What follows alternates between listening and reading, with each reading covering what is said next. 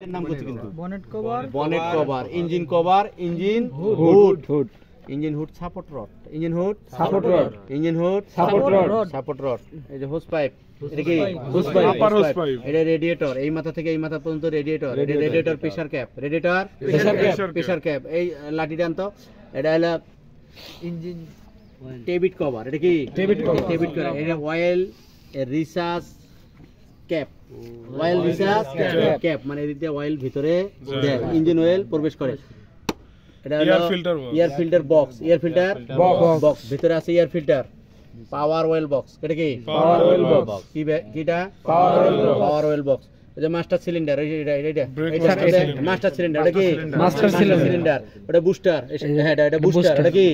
booster, ওটা class cylinder, এটা কি ক্লাস সিলিন্ডার, এটা হলো ব্যাটারি, এই যে ব্যাটারি টার্মিনাল, আর এটা ফিউজ বক্স, এটা কি ফিউজ বক্স, এই যে primary diesel filter, primary diesel filter পুরোটা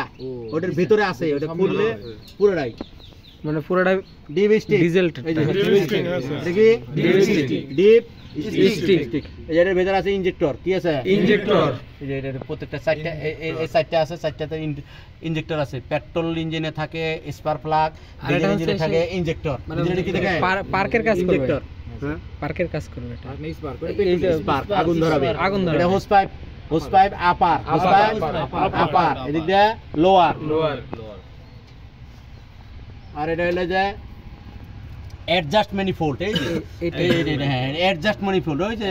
ওই সারাংশের ব্যাপারে হয়ে গেছে, দেখো এই যে চলে গেছে, এটা ইনটেক ম্যানিফোল্ড, এটা হলো ইনটেক, এদিক দিয়ে ঢুকবি এদিক দিয়ে বাড়াবি,